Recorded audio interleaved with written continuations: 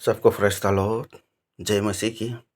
आपको एक 2 वर्ष में बताना चाहूँगा उसके जो भी है बाइबल में जो लिखा है, बहुत से तो है लेकिन थोड़ी कम शब्द में कहना चाहूँगा, आपके सामने वचन को रखूँगा।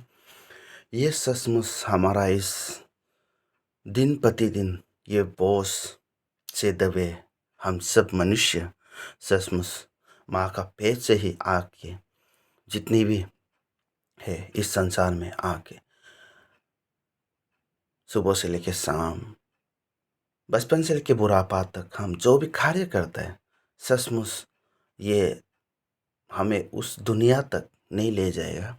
लेकिन उस दुनिया में जाने के लिए हम वचन को मनन करते हैं, वचन के आधार पर हम समय व्यतीत करना ज़रूरी है।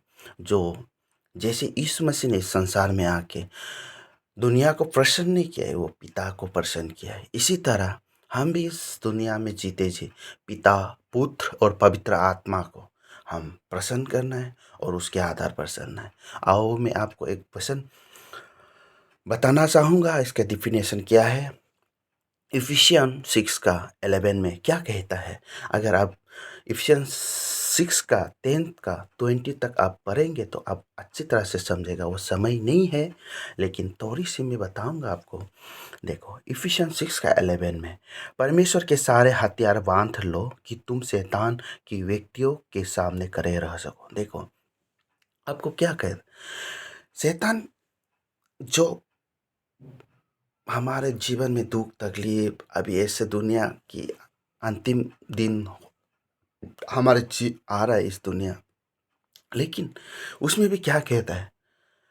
अगर कोरोना का समय में भी कोई इतना डरने वाला था, लेकिन आप उस वचन को जानता, वचन के आधार पर चलता तो आप इतना डरने वाला नहीं होना था। लेकिन मैक्सिमम क्रिस्तान लोग भी उस कोरोना के समय में तो बहुत ही अपने पड़ोसी को भी इतना केयर नहीं किए, कोरोना कोरोना बोल के। इसी तरह ही वही चीज़ को हमें ये बाइबल दर्शाता है।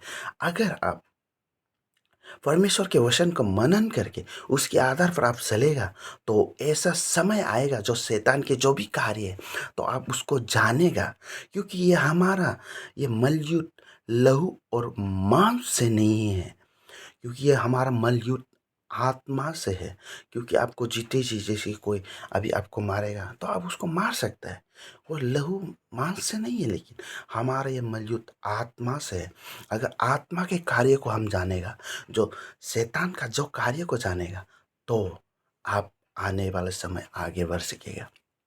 क्योंकि ये यीशु भी शैतान के कार्य को जाना, इसलिए शैतान के कार्य को जान के उसने शैतान के कार्य को नष्ट कर मतलब मिटा दिया इस संसार से ना। और हमारा ऊपर है हम उस आगे जैसे आप दौड़ना है, उसे यीशु मसीह ने दौड़ना सिखाया है। आप भी किस तरह दौड़ना है उस दौड़ को आपका ऊपर है पूरा करना ना करना। क्योंकि बाइबल हमारे हाथ में है इस समय। हम कैसे बाइबल को पढ़ता है, कैसे हम समझता है, उसके आधार पर आपको, क्योंकि आपको ज्ञान और बुद्धि इस बाइबल के जरिए आप पिता से मांगेगा तो ज़रूर आपको पिता दिया जाएगा आपके ऊपर। क्योंकि ये बाइबल ऐसा चीज़ है, इसको समझना बहुत ही कठिन है। इसलिए फिर से मैं आपको एक वर्स बताऊंगा।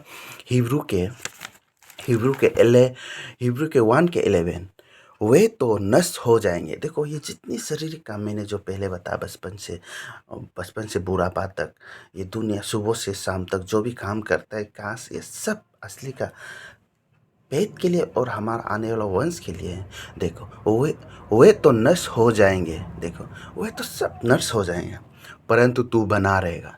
ये क्या परंतु तू बना रहे, क्या को बता रहा है हमें, क्या को चीज़ को दर्शा रहा है। परंतु तू बना रहेगा। अगर आप जैसे यीशु मसीह इस संसार में आके कैसे पिता के आधीन पर चला है, ये दुनिया की तौर तरीका पर नहीं है, उसने पिता के आधीन पर कैसे व्यतीत जीवन बिताए उसी पर हम बाइबल में लिखा है यीशु मसीह के बारे, उसी पर हम परंतु तू बना रहेगा। देखो तू बना रहेगा और वे सब वस्तु के समान पुराने हो जाएंगे। देखो माँ का पेट से जन्म लेके बुढ़ापा तक मरना और बस आज का सुबह से लेकर शाम तक काम काज करना, ये सब सचमुच ये दिन ब दिन चला जाएगा। ये सब पुराना होता है, जैसे ये कपड़ा पहन रहा है ये भी एक दिन पुराना हो जाएगा। लेकिन हम आत्मा में जागरूक होगा, आत्मा के आदिम पर आत्मा जैसे चाहता है, पिता जैसे चाहता है, जो हमारा पवित्र आत्मा जैसे हमको चलाता है, उसी आधार पर हम चलेगा तो आप सचमुच जीवित रहेगा। इसलिए इस वचन के जरिए प्रभु आपको आशीष करे। प्रभु और हम मसीह लोग सचमुच ये वचन के आधार पर ही चलना है। हम मसीह लोग को बहुत ही सेंस होना ज़रूरी है। हम किस तरह समय बिताना है ये हमारे ऊपर है। हम कैसे कार्य करता है वो हमारे ऊपर है। बाइबल में भी कहा है, जो तुम बोएगा वही तुम्हारे ऊपर तुमको काटना पड़ेगा। इसलिए हम अच्छा चीज़ बोएगा, अच्छा बीज बोएगा, अच्छा ही फल का हम आने वाले समय काटने के लिए मिलेगा। Thank you. इस वचन के जरिए प्रभु आपको आशीष करे। आमीन।